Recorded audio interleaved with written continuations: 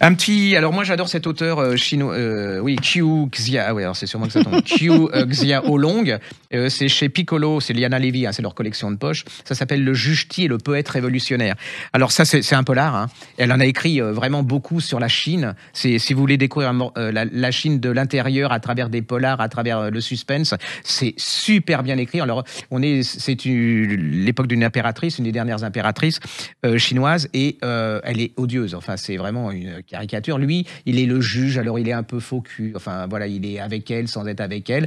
Et paraît un espèce de poème par un poète, et c'est absolument révolutionnaire. C'est-à-dire qu'il se révolte contre l'impératrice, et elle le charge, le juge-Ti, de découvrir qui est ce poète, et c'est une enquête. En même temps, ça vous fait découvrir cette époque.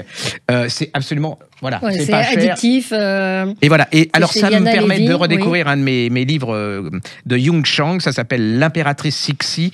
Ah oui, c'était génial ça. C'est chez Texto. C'était super. Puis ils ont gardé la couverture. C'est la pire impératrice, c'est la dernière impératrice de Chine. Alors elle va éliminer tout le monde pour rester impératrice.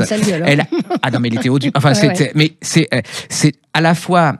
On ne sait pas qui est cette femme, c'est-à-dire qu'elle est à la fois intelligente, elle est auteure, elle est conservatrice, elle est prête à tout pour le pouvoir, mais c'est vraiment c'est une histoire vraie. Hein. Ouais. J'avais raconté l'histoire qui était absolument fascinante, c'est-à-dire que les Anglais lui offrent une locomotive et un train à vapeur, mais elle décide que la vapeur c'est mauvais pour les esprits. Donc qu'est-ce qu'elle va faire pour aller du palais d'été à Pékin?